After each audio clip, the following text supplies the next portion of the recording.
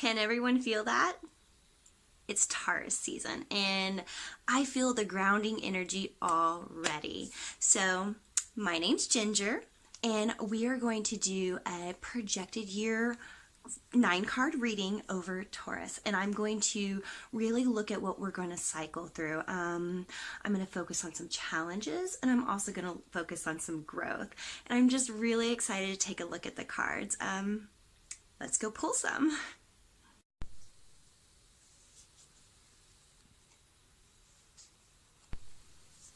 I'm getting creative with my approach to the Taurus reading this month. Everyone knows how you're able to complete tasks and how diehard you are in being grounded and knowing your needs. So let's get creative. I'm shaping my questions around where we need to focus you, the changes we need to bring in, and our new chapters. And I'm very excited because I'm also going to subtly throw in some low-key shadow development. I'm going to look at what we need to do to move you forward and things that are coming to a head, essentially. With my first set of cards here, these three are really throwing an interesting message at me for your focus. We need to reinvent yourself. And the shadow tendencies came in a little bit early. This year you're going to be working through jealousies, which can be very hard for a grounded person because we could be very stubborn in our beliefs. And it's as a focus, the cards took it there. The focus here that the cards really wants to pull forward is we have a 3 of Cups, the 4 of Swords, and the Universe. Our emotions to actions to what we're building towards. Wow, we can cycle a lot here from emotionally being abundant and feeling healed and taking commands and being in the moment to reevaluating, having to meditate to find our solitude so we can rest and recover. So if you have any lingering internal stress, it's going to come out in your actions. It can really push you to a point of needing closure, relief. And as a Taurus, that's going to be the biggest struggle. That's where jealousy can present itself in what you're physically doing or your relationships. Also, when we're emotionally driven in our actions, we could be quickly thrown off balance on our focus.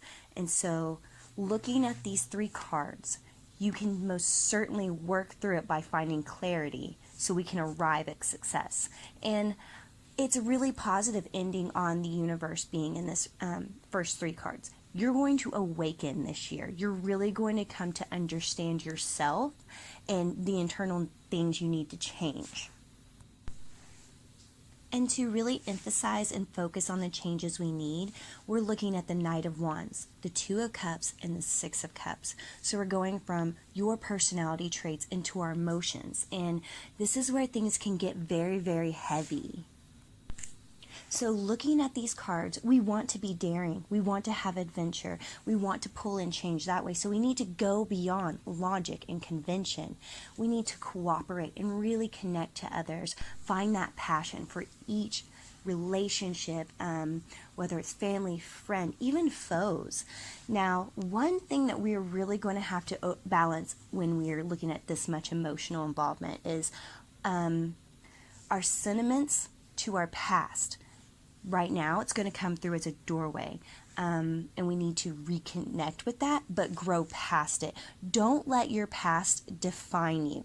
Let it show you how you got to today. As we start this new chapter, there are some things that are going to come to a head, and the next 3 cards, they take it there. I'm really looking into this reading, and it's crazy how articulate the cards are being with the Queen of Swords, the Devil, and the Star. These cards look a little daunting because yet again we're looking at the personality traits of being a Taurus and the 2 things that we're going to be building towards this year. First of all, we know Taurus can be a perfectionist. They dig in where they're dependent and independent in a project, and they do not give up.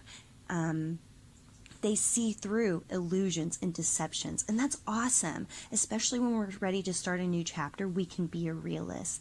But we need to step away of things that bound us in the past, temptations, our ego and things that oppress us. Where our internal blockages stems from our fears, and this can break us down. So looking at the devil here, it can be very daunting, especially in the next year ahead, but we're going to push through that. We're going to find the healing. We're going to find our internal drives that inspire us and listen to our inner voice. We're going to renew and find peace as we build upon our awakening. Thank you, as always, for joining me in this reading. I know 9 cards is a lot of information, so if you would like to take a look at where you should focus, where we should pull change in, and how we should step through some of those shadow tendencies, especially if you're dealing with some jealousy, come on over and have a chat with me. I would love to dig in a little deeper with you. Thank you again for your time. Bye.